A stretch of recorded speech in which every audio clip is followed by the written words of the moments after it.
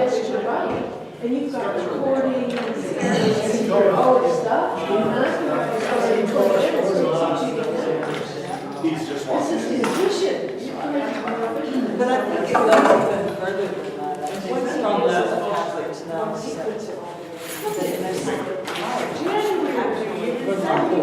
They're so busy. Some people know what's going on.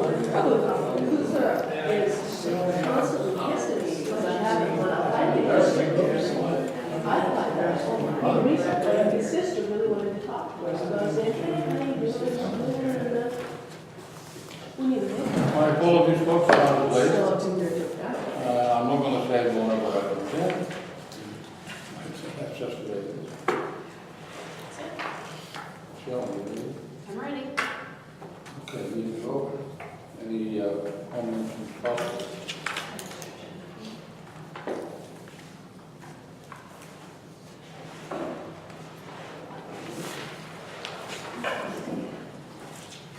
All right, next one, approval of the minutes. Last month, August 13th. I read the minutes and I would make a motion to approve. All in favor? Aye. No further discussion, I guess. Motion passed. And then we have this amendment to the minutes of July 9th. You want to talk about it?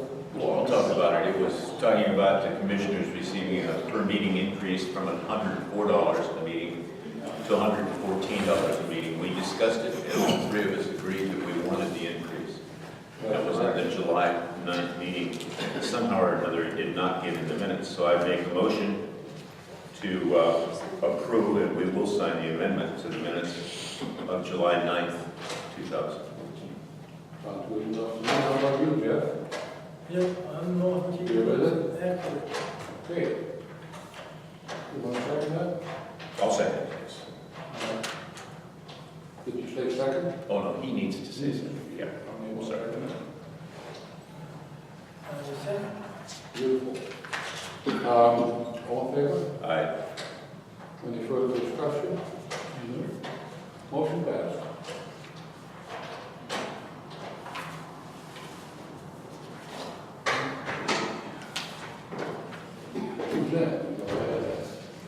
Current month payables total $37,001.96, which includes a few items to point out.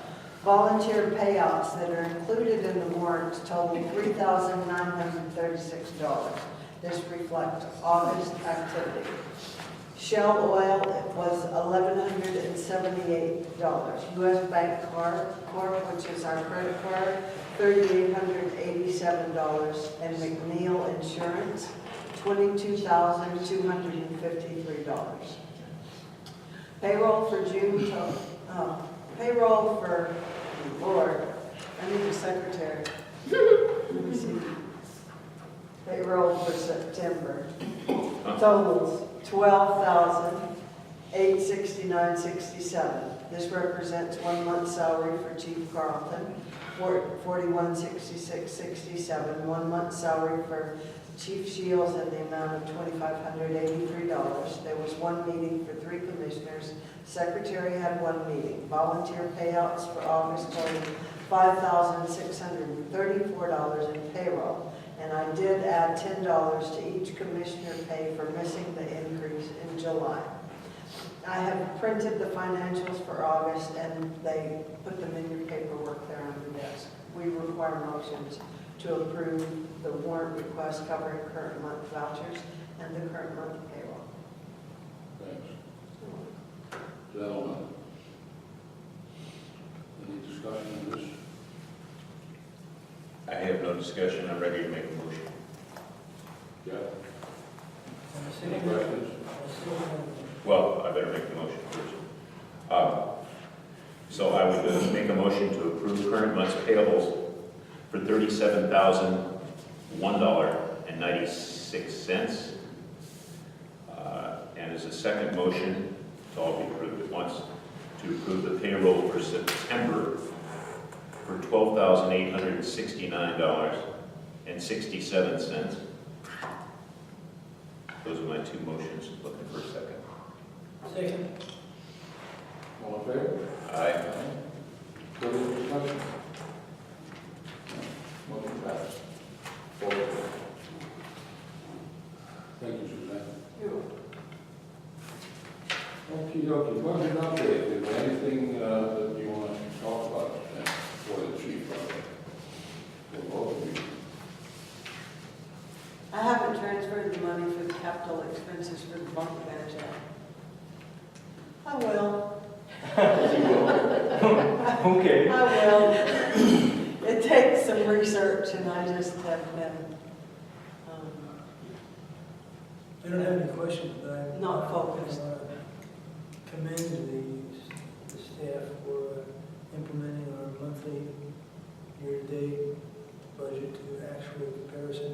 It's much faster and you pick that up and share the picture.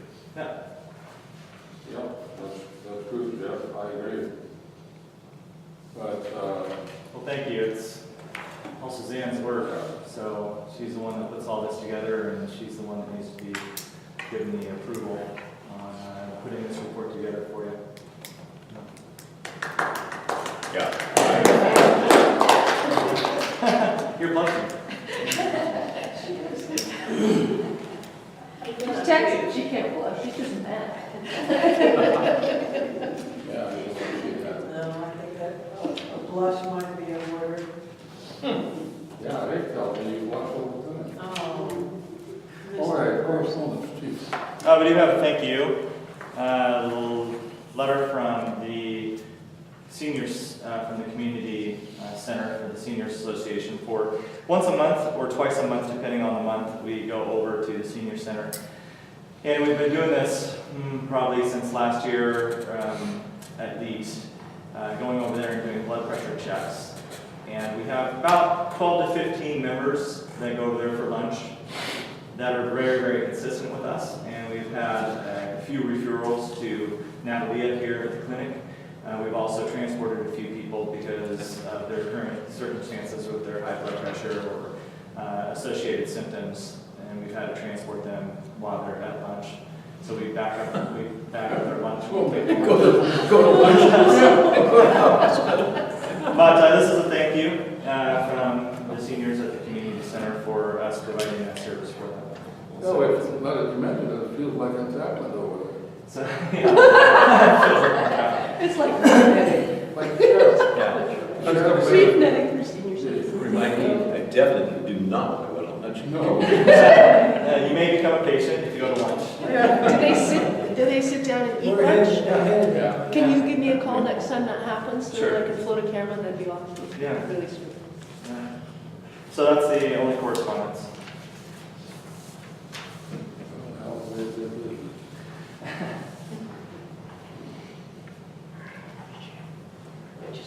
Chief, your report. Okay, so Chief's report for meeting September, but for August of 2014. Point of information, have a few items to go over. Utility 50F2, which is the white Explorer that we have. The engine is still strong. It's not leaking or anything like that. But we have a leak in another place from the roof. And it's starting now to drip on the driver and cause staining of the upholstery on the inside and the seat, the driver's seat. So I'm going to have to take that in to get looked at, possibly some body work done on it, depending on where the leak is coming from, and then upholstery work done on the inside of it as well. So again, it's really our only transport vehicle that goes back and forth. It's old, but it still has a strong engine. Everything's fine on that front, but I can't have it raining inside the vehicle on Is the the driver. ambulance? No, it's our Explorer. Oh, okay. Yeah, it's not an ambulance.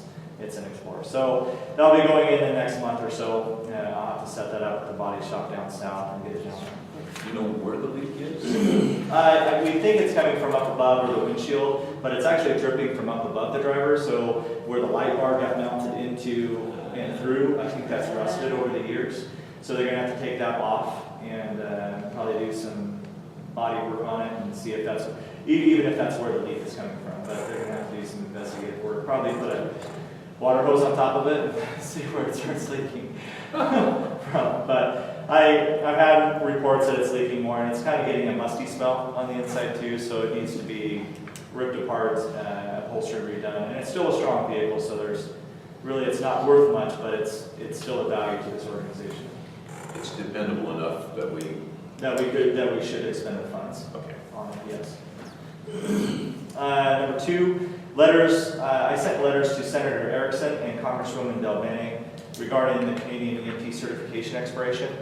I think I've mentioned this at previous meetings, but the Canadian members who volunteer for this organization are allowed to become State of Washington certified EMTs. And therefore that improves the service we're able to conduct on our weekend duties and weeknights here as well with the members that are Canadian. Currently, the Department of Health allows for a variance due to them not having a Social Security number at the time that they're certified as an EMT. Well, that variance is only good for the initial 3 years of their certification. So if they're still a member at the end of that certification cycle and they're still volunteering for this community, their EMT certification is not renewable. So the state cuts them off and doesn't allow them to be an EMT anymore because of their non-social security status or ability to obtain one. So these letters, I spoke to Senator Erickson's office for a couple hours, Representative Bai's office as well, and then I spoke to Congresswoman Del Bene's office regarding having a continual variance for the Canadians who volunteer specifically for Point Roberts due to our escalated nature where we are and the inability to demographically pull from our community for people to become EMTs. It looks like it'll probably go into session. They will sponsor a change or a bill starting in 2015, depending on what happens in the elections, because all those seats are up for re-election. So I'm hoping that they'll all get back in, so I don't have to write new letters and make contacts to new people and try to explain where Point Roberts is and the nature of our issues up here with emergency medical providers and all that. The nice thing is that the current Canadians that we have, their expiration dates on their current EMT certificates are not due until 2017 and 2018. So we have a number of years before that continual variance would need to be in place, that they can just continue recertifying as long as they meet the state recertification continuing education hours required, which we do through OTEP out of King County. If they ever would leave the organization during the certification cycle, as if they would get hired in Canada, then their certification would be expired at the state level. So they wouldn't be allowed to volunteer for any other organization in Whatcom County. It would be specifically for Point Roberts just due to our location. Okay, the open house was a good success. We speculate that we had around 250 people move through the open house this year. And I think the word got out. I was able to advertise in the Delta Optimist this year, so I think I pulled some people there too. Had a nice banner in front of the marketplace. I don't know if anybody saw the banner in front of the marketplace. Beautiful, and everybody shaking their head no. Beautiful, gorgeous banner in front of the marketplace that said Fire Department Open House today. And we'll have it up next year. We have one of the pop-outs now that says Open House today. And trying to get more exposure for not only the emergency services that are provided here on Point Roberts, but also the healthcare services with the Point Roberts Clinic now tying their open house with us to get traffic through and to actually bring hopefully more patients into the clinic for Natalia and the hospital district as well. So it was a good open house. Next year is on the 22nd of August, I think, the same weekend. I think it's the 22nd. So plan for that. I'd like to talk about some CPR training success. A lot of you know that we had a couple incidents where we brought in helicopters. We had 2 helicopters here on the point within an hour of each other for 2 emergency calls, and one being a cardiac arrest. We've trained close to 70 people thus far this year within our training that we offer here for free to the community and anybody that wants to come in. People from Tuason, from Delta, wherever they want to come, it's free. It doesn't matter that they're Canadian citizens. So they can come here, learn CPR, and we have 4 people moving in and out, doing CPR prior to our arrival on cardiac arrest over the weekend. And they need to understand, and I was able to talk to a few of them. One is now, two of them are now taking the CERT class. One community member actually kept time for us on that cardiac arrest scene, and then was here the next evening for CPR certification. So it was a good draw, right? But you know, people see that type of stuff happen, and then they realize that they don't know CPR. They took it, you know, 20 years ago, and it's time that they should update on the new curriculum that American Heart Association or American Red Cross is teaching. What was the date that you had the 2 helicopters that go to your garage? This That was past Saturday? Saturday. It was Saturday, I don't know the date of that day. Just It was this It's exact- the 6th, September 6th. Thank you. Yeah. So a lot of people know when a helicopter comes in because they see it fly over, then they wonder what's going on.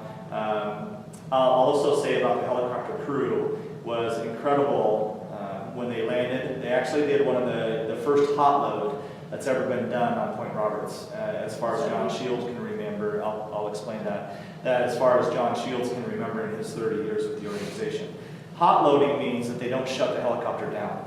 So they keep the helicopter blades rotating, and they don't go down to low speed. So they keep it rotating so the pilot doesn't have to start back up when the patient is loaded, which can take, you know, approximately 5 minutes to get the rotor blades moving and power up to the level that they can take off.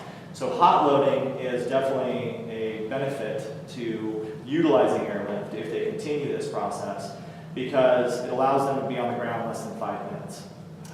If they shut down, they're on the ground for approximately 20 minutes or even more, depending on how the nurse interacts with the crews on the ground. But I have to say that the crew from Airlift Northwest on this, we didn't know that it was going to be conducted. They got out, said they weren't shutting down. It went seamless. And I was very proud of our volunteer members going underneath the helicopter with the blades moving, following the delegation by the flight nurse, and getting the patient loaded within minutes and then taking off within minutes. So it was a great job by our members and Airlift members working together for the benefit of the patient. So I hope that Airlift Northwest continues a hot load guideline. A lot of flight organizations around the country do hot loading. Airlift is just starting to look into that and trying it out, and we'll see where it goes from there. But it can be done very safely because most rear rotors now are enclosed, so they're not out there just spinning so somebody can walk into them. They're actually encased, so it makes it a lot safer for us to do this now than ever before. So the CPR training success, I just wanted to put out there that we've had a couple trainings actually in Maple Beach as well, and the foremans have been really big in those trainings, and Richard and Gina. So I want to give a shout out to them and say thank you for allowing us to utilize their front yard down in Maple Beach because that's where it's conducted. But close to 70 people trained thus far this year on the point. ESIP transition, that's the district insurance. So we transitioned into the new insurance company starting September 1st. It has been a seamless transition. We are paying their bill of $22,253 coming up this month. And I contacted them the first day and said hello, and I started asking for things for this district. And so I hope that I can establish a very strong relationship with them, that when I call in, they know my voice, that I'm talking to them enough that they know who I am without me even saying who I am, and we utilize their legal resources to produce guidelines, policies within this organization, and anything that they have to offer as an e-learning, which is computer-based learning for our members and for the administration staff as well. So it started off, and we're good to go. It's been seamless thus far. Apparatus, I really don't have anything to report except for utility 5802, which is as above, and the leaks. We need to figure out where those are coming from so we can get that sorted. Member roster, we have 45 members, although I think I add up to 46, and that's because I'm not adding myself into that 45. So that's beyond me, that's besides me. We have 4 paramedics on staff. That does include me, 16 EMTs, which of the 16, 4 are advanced EMTs now, so they can give dextrose, nitro, aspirin, Narcan for medication overdoses, opiate overdoses, and start IVs and support airway in different ways. We have 3 ambassadors on staff, and 39 firefighters make up that 45 members. And 4 of those firefighters are on Point Roberts. So that gives you an example of how many Canadians we have supporting this community through their volunteerism and their certifications as firefighters coming in from training from Arkansas, Texas, or the JI Institute up in Canada. So I want to make sure that you guys understand where the numbers are. Volunteer hours are 2,561. Volunteer payroll, if everybody was getting paid, is 10,520. Combined chief hours, I worked 188 hours in August. Assistant Chief Shields worked 85. That's quite a decrease in his hours, but the reason why is because he enjoyed himself in Mexico for 10 days. So he went down there and got away from me, and I think he really enjoyed the time because I really didn't bug him. I think I sent only 1 or 2 emails to him asking for assistance while he was on vacation with where stuff was, and that was it. So they really enjoyed their time down there. So, Chief, your hours were down a little bit. 188. I think that's still up there, right? So I usually work close to 2. Chief Shields is gone, and so you're supposed to work more, and now you're done. I'm not gonna, yeah. Any announcements? No, I don't have any announcements to make because of my arm. He's getting at something here, but it's a private thing that he's getting at. I have more. Not private anymore. I guess I can tell the whole public that's going to watch this on YouTube and whoever else that I have a great new relationship. Other than us? Other than you Darn all. it. I enjoy the relationship we have, but yes, I have a girlfriend, and she actually lives just over the border, about 8 minutes away. And It's a miracle. Thank you. I've gone 2 years without, and actually, you can be proud that I met her here in Point Roberts. And it's your turn to blush. So yes, I might be a little red, but that's what he was getting at. So I appreciate that. I'll talk to him later. But she's wonderful, and yeah, I met her here in Point Roberts, and she's a Canadian, so I have that going for me too. Yeah. Okay, so I thought my hours were fine. I thought my hours were fine. Okay. Anyway, I worked 188 hours. But looking at the hours, I now know how your relationship is. Yeah. So, If the hours decrease, it's good. So, If they increase, it's yeah, bad. if it's over 300, it's going bad. If it's under 200, it's going good. So it's. Did you notice Meg writing here? Yes. Oh, yeah. Yeah. And Meg now is going to take a picture. I see. Yeah.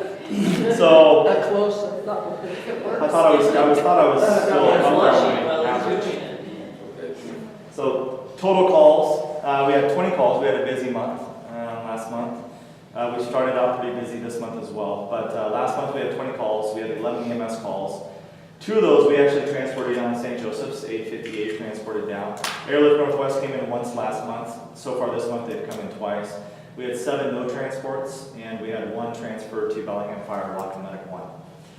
So no public service requests, no agency requests. We had 8 fire classifications. 5 of those were unauthorized burns. We had 1 commercial structure fire, which was an alarm. It became an false. And then we had 2 false alarms as well, meaning that we're dispatched out, the alarm company calls back, or the party at their house calls the alarm company and wants us to cancel. So that's where that stems from. And then we had 1 other, which was just a wrong address. They actually dispatched the wrong agency, but we still have to document that as a run within the organization. Can I ask a super fast question? Sure. We don't usually see the St. Joseph Hospital transport. Generally, run off to Medic 1. Correct.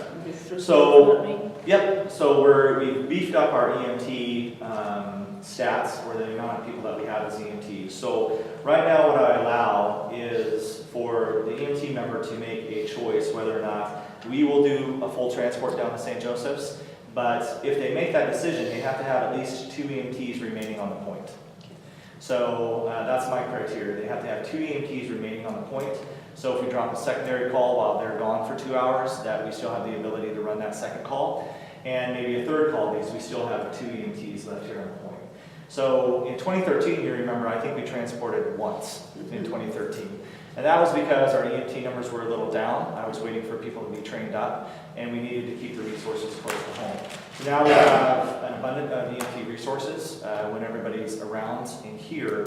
So I allow that to happen for the experience and them to gain that education by transporting all the way down, spending more time with the patient, having to do more assessments, and then dealing and working with the hospital staff when they make that patient transfer at St. Joseph's. So it brings them to more of a round EMT within their practice and benefit. The other requirement that is now going in place, it'll be a requirement starting January 1st of 2015. Right now, if they're able to do it before the end of the year, I'm requiring that our EMT staff at all levels, except for the paramedics, because we're running, the paramedics that we have are full-time career. They're transporting every day into St. Joseph's. They don't need to do extra shifts or have extra patient contacts. But the advanced EMTs that I have working for this organization that aren't working in District 7 as a career firefighter and doing that on a daily basis, the requirement's going to be that on a quarterly basis, they get down to the hospital, they do a 12-hour ER rotation and have their patient contacts.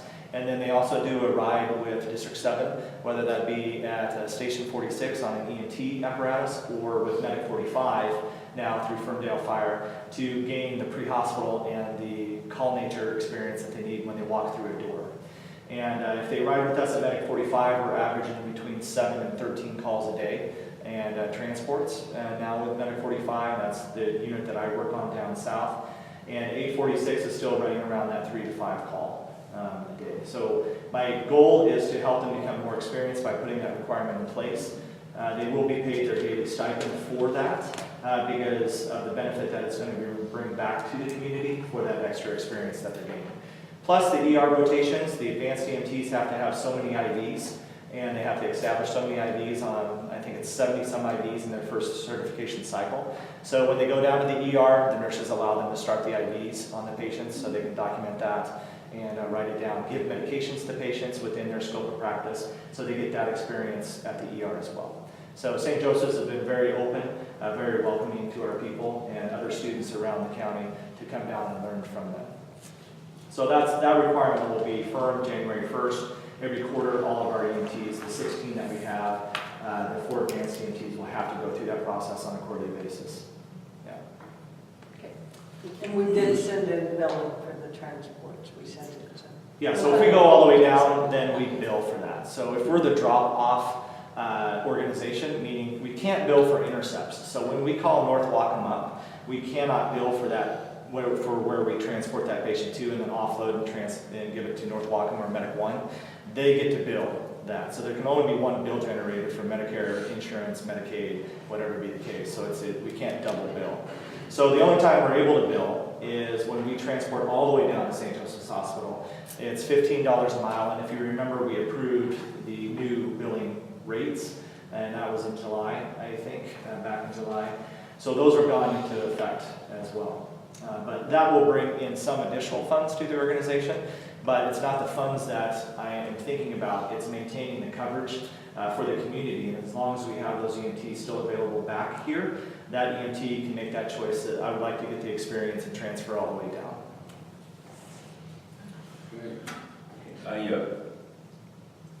You won't toot your horn, so I'll toot it for you. I'd like everybody to notice that we have 4 paramedics. 2 years ago, we had 1. I think that's hats off to the organization, and thank you.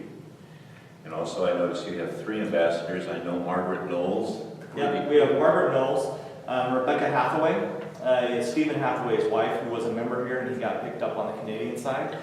But, and they both have really thick UK accents, but they're a wonderful couple.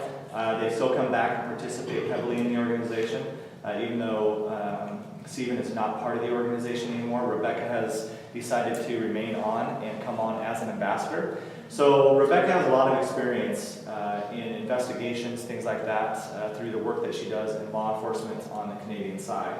So I put her to work on doing pre-plans for our organization and going out to the commercial properties that are our biggest risk, the marina, the postal businesses that we have here, the fuel stations, the marketplace. So she's been going around making appointments with the managers at these locations. She takes 4 sides pictures. We also have a Google universal map from above so we can see the surrounding property.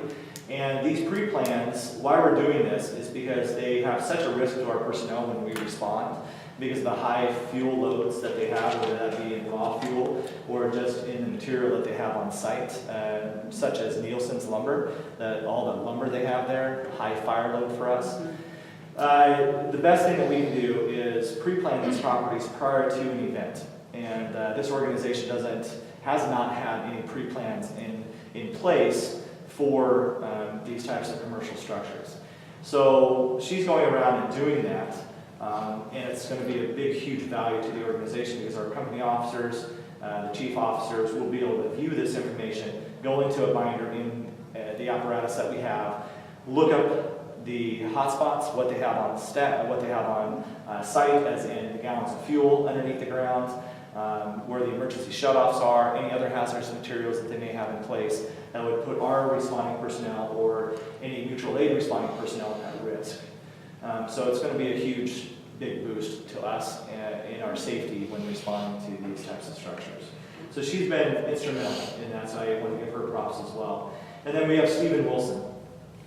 Stephen Wilson is actually a Canadian as well, so is Rebecca, and then Margaret Knowles is the U.S. Side of here, so she's big with the community center as well. But Stephen Wilson, he came to me and not necessarily wanted to be a volunteer as a firefighter or medical, but he wanted to participate in this organization. And I thought the ambassador would be a good position for him to be in because his daughter was saved by firefighters a few years back in Arizona, if I speak correctly to that. And he's always wanted to give back to a community through an organization. And since he lives in the Lower Mainland now, he heard about us through the grapevine up there, what we do with firefighters from Canada, things like that, and came down and asked if he could participate. So it's a great opportunity for us to provide him with closure and an avenue to give back because he's wanted to do that since his daughter was saved by members of the fire service. And he's been a very good member so far as an ambassador as well. So those are our 3 ambassadors. That's great. Also, I think about a year ago, we had a really nice picture in the paper of 5 new EMTs. Our EMTs, we're up to 16 EMTs now. I don't know, it's one way to show to the community that we've got these people. Pretty amazing for a fire. Would they all be here on what are practices Thursdays, yeah? Thursday nights, I can't guarantee that they'd all be because the career people would not be able to come up if they're on shift. I don't know. If you can make a large cluster of EMTs appear, I will take the cluster's picture. And I know scheduling wise that's very difficult, but Well, you're could we not shoot our own picture and hand it to you? Absolutely, anytime you want. Sure. Now, I think it goes a long ways in the community, and thanks to EMTs for their volunteerism. I guess we have the upcoming awards celebration in December. That might be a good point to take a department picture. I Yeah. really like that, right? Because I don't have a department picture, but also separate out the EMTs. Mhm. So, Just a department picture would be nice. We did that like 5 or 6 years ago. Yeah. It was a front page picture for the paper. It's yeah, good. and we have, like I said, we have quite a few members now. So Well, what did we have a year ago? How many EMTs? About 5, 6? we had 5. We had 5 less at least. So we had right around 10, maybe. So we've increased by. But we've done 2 classes. So in the beginning of 2013, I put people through, and then in the beginning of 2014, I put people through. So we've had 2 classes since I came on in 2000. I just think it's extremely notable for the size of our department. I mean, the population and all that. So, very, very positive thing. Thank you. Thanks for your support.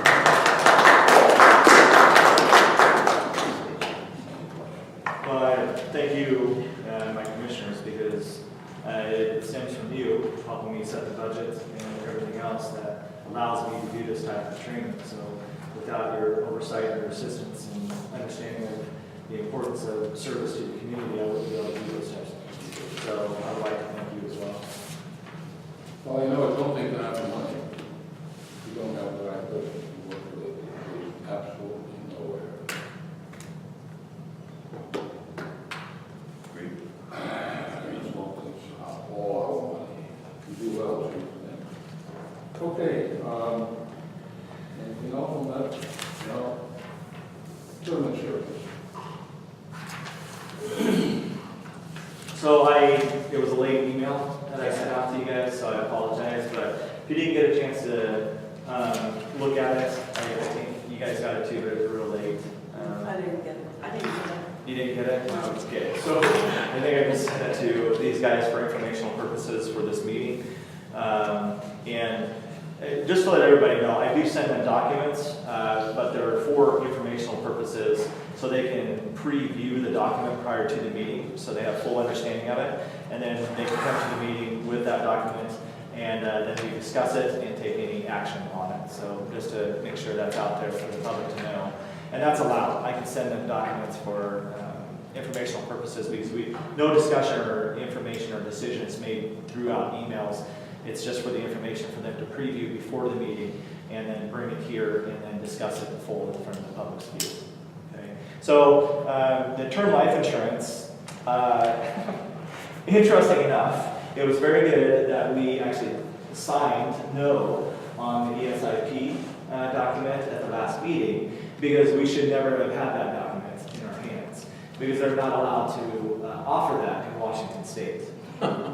So I think it was just part of their general package that they sent out, and they didn't remove it. So talking with Sheila down at Kelly Insurance, they found out after that document was signed and they sent it in, that ESIP then contacted them and said, whoa, you guys shouldn't even have this option because it's not offered in Washington State. So that was like a $3,000 option, if I remember, is that right?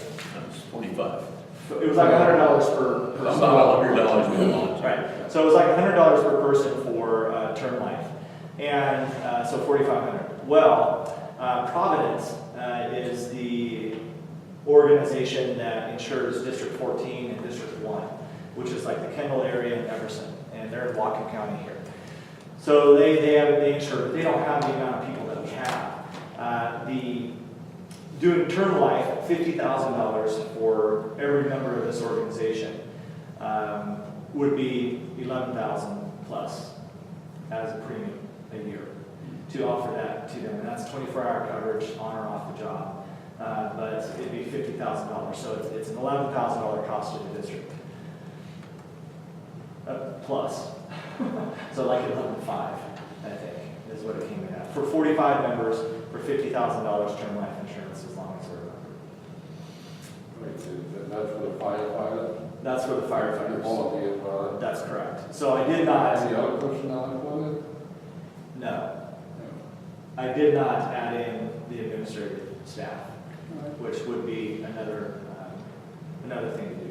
So we'd get close to 50 members. So I don't know what the average is out per member on that, but at 50 members, we'd be looking at, I don't know. Well, like 12. He's the math, 12, 12, 5, 13, somewhere in there.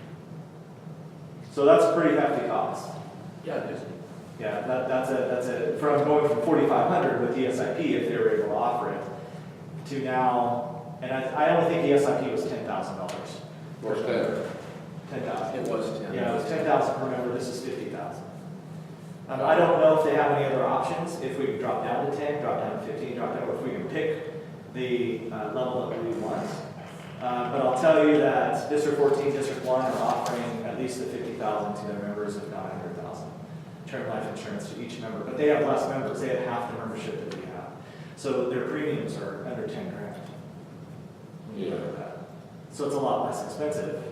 Yeah, but the benefit is also less. I mean, the previous plan that we're not supposed to have, right, that was 10 grand, right? Right, 10,000. Oh, that then broke out a little. If you work that out, you got your mind to subscribe to it. Yeah, you know, the previous plan, I know we're not supposed to discuss it and all that, but Why not? well, we weren't supposed to have it to talk about, but we could self-insure. In other words, we could say that if something happened to a member of our organization, that we would pay out $10,000 to them. Just an idea. Okay, well, this becomes a huge legal issue. Possibly. Okay, so your idea. It's just an This can be idea. done, yeah. So the thing of it is, didn't make it worthwhile because, you know, you take the risk of, you know, who are we gonna lose in the organization over a period of years pretty low. Yeah, right. I don't know if we've ever lost anybody in the line of duty. Line of duty death is considered within 24 hours, if my memory is correct, of the last call that they went on. So if they died within 24 hours of the last call, it's considered in line of duty death. That's a national fire service standard. So they're going to look into to see if there's any other organizations out there that will insure term life for fire districts, fire departments. And if they do, they'll get back to me. But right now, this is the proposal on the table. I consider it to be, where would I get that out of my budget? That's a very good question. Where that would come from. Well, I'll give you my 2 cents worth. Doing the math a little fast here, just like when we did it last month, when we had the other figures, it just doesn't work for me. It's too expensive. But regardless whether we can afford it or not, financially we probably can't afford it. But I know from experience that these add-ons of insurance, I call this an add-on, you know, they benefit the broker extremely well. But I find it expensive. I find it. Plus, you know, how far do you go with insurance? How much insurance does one need? I mean, this could be a very delicate issue, I understand that, but... Well, let me make a comment. Huh? Let me make a comment. Sure. Listening carefully. And I see that there's a difference philosophically between the originating of this type of insurance. One is as an employee benefit, and the other is as actually a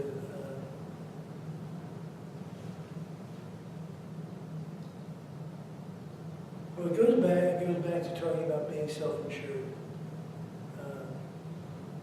In a way, we're always self-insured. It's just a matter, it's just it requires some thought on the side of the deductibility. And there's even one more thing that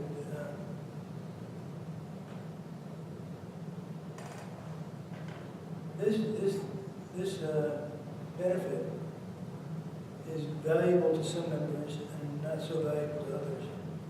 If you've got a 24-year-old single guy, he's not really thinking that insurance is for him. If you've got a long-term employee who's got 4 children going through college, it becomes an important consideration about where he works. So one way to look at this is to price it such that it becomes an option that we offer to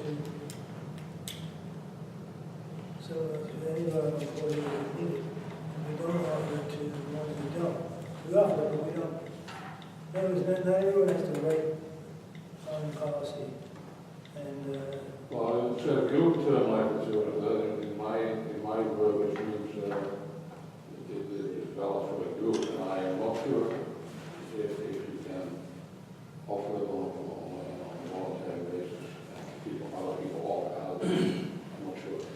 It's an interesting concept that you bring up, because maybe we look into this a little bit more and think about it, that with what you were saying, I was thinking, well, maybe we offer it to members who have 5 years or more with the organization, that if they've been a long-standing member, such as you said, that's one benefit that they get in addition to.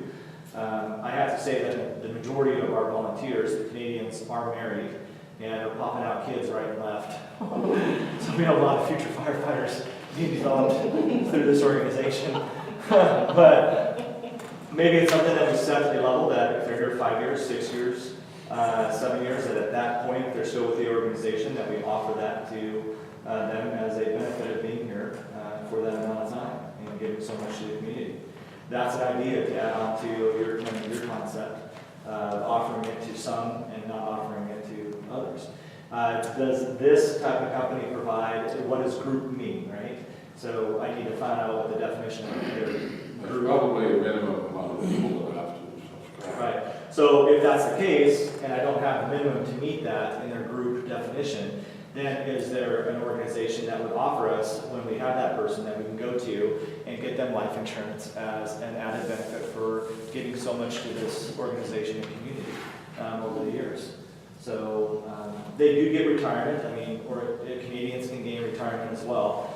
But I don't pay on their retirement until they've served the amount of time. So I'll back pay that.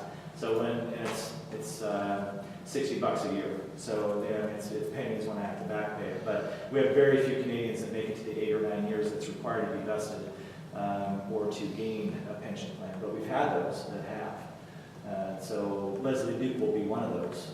She's already vested in her pension system. But any U.S. member, I pay both disability and pension on. But I don't do that because we have such a revolving door with our Canadian members that we lose 10 to 14 a year. Last year we lost 14. So to career hirings. Yeah. So I like the idea. I mean, I can do more research, and Well, you guys would have to make the decision whether it would be a benefit that would be added to those people who give a certain amount of years, to this organization that maintain volunteer status beyond that. Well, there's, you look at it, is this a reward or is it an incentive? Yeah. I don't think it will be a real incentive if you're going to tell them to go and take it out for another 30 years, you're going to get this. I agree, it's not an incentive because people come in and out of here. It's a thank you. It's an excuse here, thank you. People come in and out of here on a fairly rapid basis, and they don't come back. Someone else will come back. Right. So Yeah. the difficulty in tailoring this particular, Incentive, no, I don't see it as an incentive. Yeah, because if they get offered a career job, they're not going to stay here No. and not take the career job. Right? So, but I do have some volunteers, Canadian volunteers that have been here 6 years. As of now, they've been part of the organization. Are we short of volunteers? No.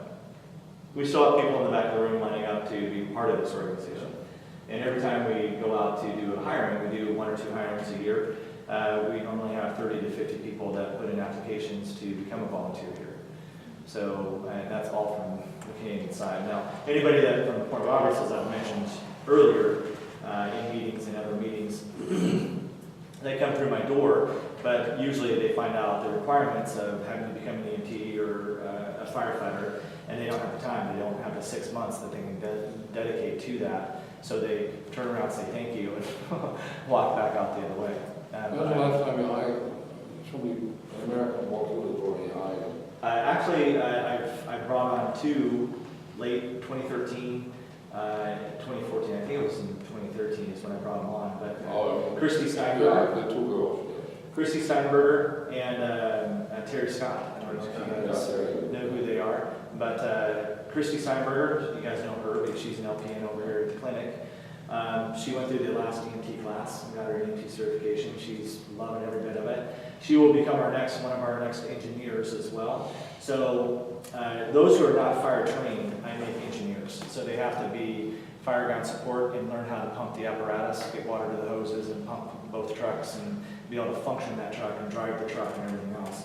So they have some functionality on a fire scene. Therefore, that pulls or allows somebody that may have fire certification to pull off of that pump panel and go into the structure, be fire ground suppression support.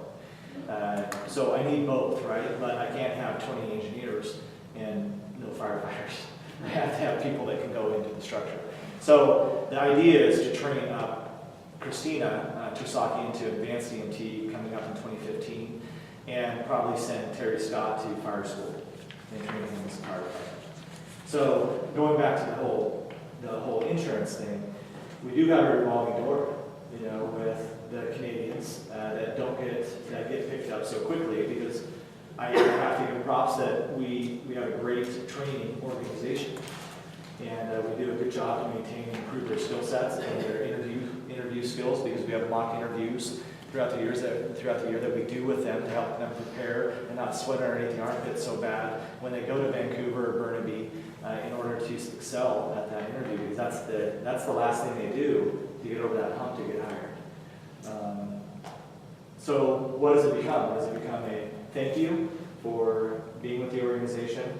Thank you for not getting hired on the Canadian side these last 5 years. Is it a reward? Is it, you know, what do we classify it as if we even go this way through further discussions as we continue these meetings? I think most of them do a little like birthday cake, hopefully. Yeah, there's other things other than life Is it a insurance. frozen birthday cake? What? Frozen Cake? ice cream cake, ice cream birthday cake. So I'd really like to continue this conversation and see if there's anything else you would like to, next month's meeting, keep it. It's up to you guys. We don't have to keep it. If it's a dead issue, then we're good with that too. I just don't think it's necessary. You know, I look it over in every conversation tonight, takes it further down the road as not being necessary. But I'm willing to bend on that based on what the other two commissioners have to say and what you have to say. I need to see if there's something else that would be more of value to them. And maybe she'll offer something, but something that's not as expensive for the district, taxpayer funds, but something that means as much or more to them for their volunteer time here in the years that they've spent here. And I'll put my mind on that and see what I can come up with. That might be something in counter to just offering a blanket term life insurance policy for them. I suppose maybe this is not a good idea to put it to the volunteer organization to ask their volunteers what would make a difference. They want a hot tub. They want to put a warmer in the big red pool that we have, or a draft pond when I fill that up. They want to put a heater in that. There's somebody that works on pools that has the heater that they want to put into it. I fill it up. And I'm like, no, you can't use that. Right? It's a drafting pool for us to use in fire situations. So no, that's a joke, but so I would be happy to put that out to the volunteer group and see for those people, what would you like to see established as a thank you for those who spend so many years here. I can get them pins. We have pins with diamonds in them for 5 years, 10 years, 15, 25, but rarely do we have that person. We do have people that have 5 of them on the organization, so I keep our minds open, I guess. Okay. Well, Chief, Jeff, any comments on this? I'd like to keep the concept alive for a little while. I think that, I don't think that we can say that it's not necessary, because we first haven't decided what it is. And we're cynical enough to think it's only a retention device. It may in turn turn up to be not necessary. But I think it's a good idea to stay on top of compensation practices and rewards.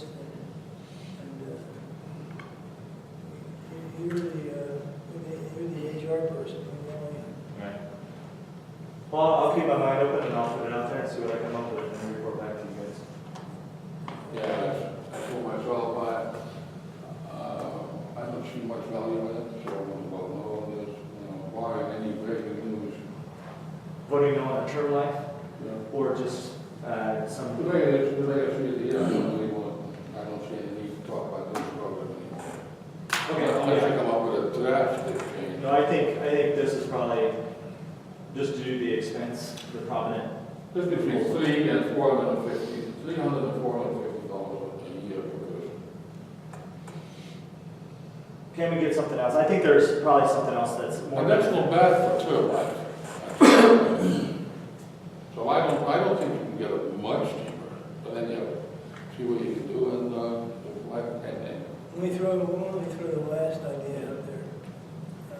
This isn't a very large corporation, from an insurance point of view, but there is an insurance product that is called the cafeteria style, where each member of the qualified member of the group gets $1,500 a year to buy whatever type he wants.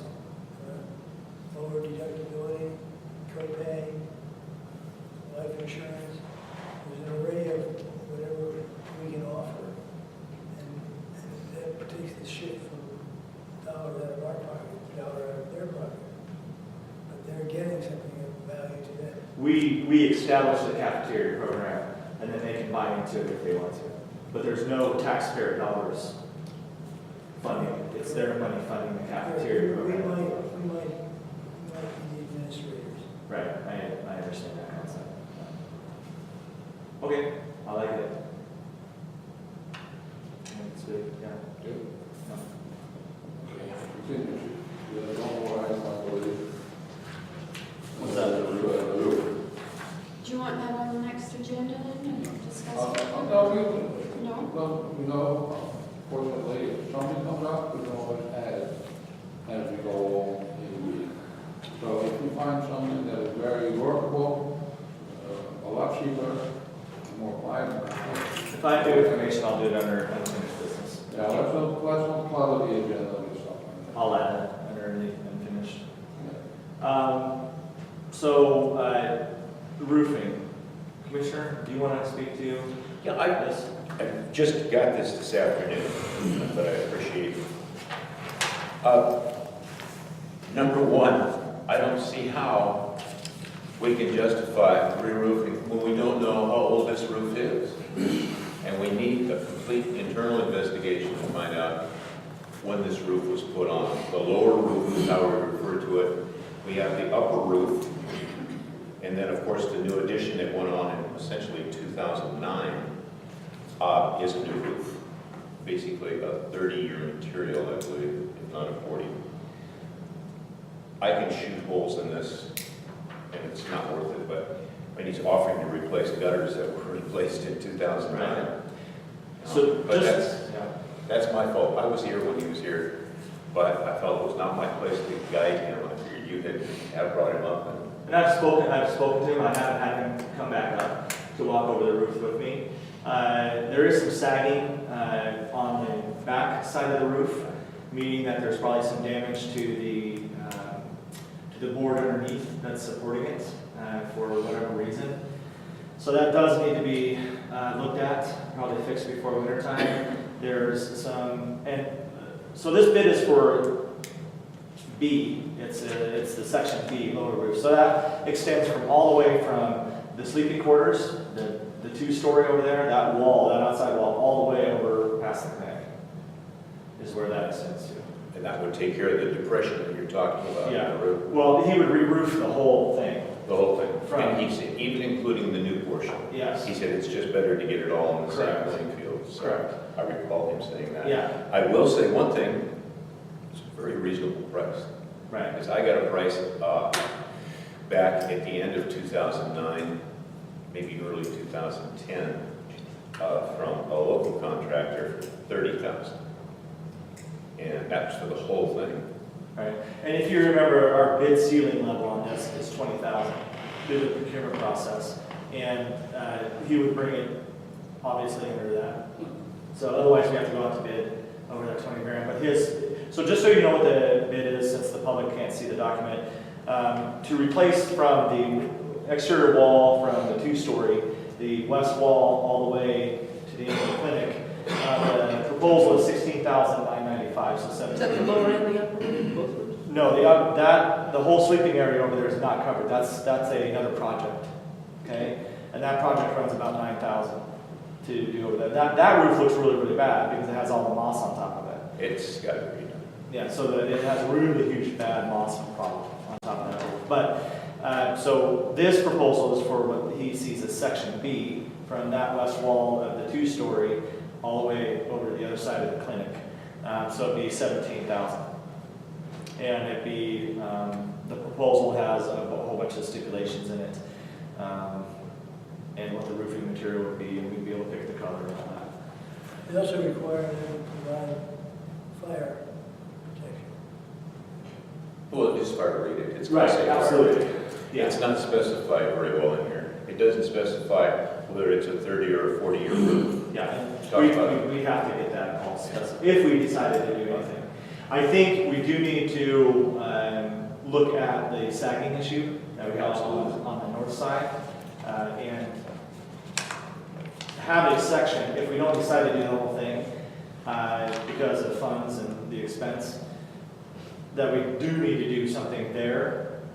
And then against the west wall of the 2-story, we have some shingles peeling up around the gutter, and they're lifted up because water's gotten underneath them, frozen, lifted them up, and they're standing up now. So if we don't take care of it, it's going to be a bigger issue in the future because it's going to start leaking, and then we'll have to tear up even more. I just think, you asked for my opinion. We can't talk about this lower roof. I don't think the roof's that old. I know it's been beat up by people walking on it, Right. but it's not beat up that bad. Yeah, I think the new section, I think that should be fine, right? And if the new section was just put on in 2009, 2010, Well, that's just the gable end roof over the 2 new bays. over the two, okay, so that's. It's just that gable end, that's all. But there's pluses and minuses to this whole thing. It just needs to be pinned down, that's all. But I think to proceed with the upper roof of the cruise quarters, that should be replaced. But the gutters were already replaced. I'm pretty sure they did the gutters, but they did the whole building. So I'm assuming that roof, and we need to do some investigation, that roof was put on back in the 80s when this station was built. No, it's been replaced since. It's been replaced since Yeah, it then? never lasted that long. Okay, so that's the information I don't have. John Shields is going to be a real source for us on that. Right, of course. And the only other person I can think of is John Myrtle, who was the original contractor of the building. I didn't get much information out of him when we did the remodel addition, so. So this would be my ongoing approach to this, would be to contact Steve at Mount Baker Roofing. I would like him to come back out here, meet with me personally. Him and I can get on the roof. We can walk through it. I can take some detailed notes, and then at next month's meeting, come back and present that to you and see what you all would like to do. We'll make sure he's got a 30-year material. Absolutely. And all that material, to answer Jeff's question, is called Class A, which is fire rated. Right. So I can't think of putting anything else on it other than the point. Yeah. And if, depending on what you decide, if it goes over 20,000, then we do have to go out for proposals. I don't think it will, if we're just doing those areas for right now. Right, okay. All right, It's an incentive for him too, for the roofer as well, to stay under 20,000. It makes a big difference when it comes to hourly. Okay. I mean, he talks about the hourly cost in here. I can guarantee you that if we go over 20,000, we'll be into Davis-Bacon, and you're gonna be putting out per hour per man, close to $70 per hour. right, if we go out to bid, it goes in the prevailing range at that point. Well, if it's over 20,000, it has to be. But Right. we're not doing that. We're just doing certain areas of the roof. And I would imagine the lower roof, as we're referring to, can wait. And I think you'll find that from Steve. He said that to me when he was here. But again, I tried not to guide him one way or another because you had requested him. I just happened to be here. Right, yeah, and I was unfortunately not able to be here that day. Yeah, well, I don't think he thought much of me either because I was hanging plants at the time. So he probably went, who's this guy? Are they all watered? They are watered, They're all yes. watered? I'll make sure that day personnel water those plants. Well, Christina will be on duty tomorrow. Is that right? Yeah. Yeah, I'll come and find out where she hides The the watering can. Okay. Well, you're playing by the roof. It's what? Those fire department public plants. Yeah, so we'll take care of it. Okay. Any comments, any comments? I wanted to, get with you on that with the roofing thing. Proceed that way with getting him back out one more time, because we've got to do something before winter. And it's going to have to happen sooner rather than later, so this month left. That's gonna snow next week. You have one question in the audience, Bill? Isn't Mount Baker the one doing the white parade as well? Yes. Yeah, So they're available. yeah. Yeah, we have a local roofer too, but sometimes we do, sometimes we don't. Sometimes yes, sometimes no. Schedule is a problem. Anyhow. Scheduling is a problem. Oh, big problem. And we're moving into hunting season. We all got first day. Yeah. Anybody want to make a motion to adjourn? Hey, I'll second. Yay. Thank you, everybody, for coming.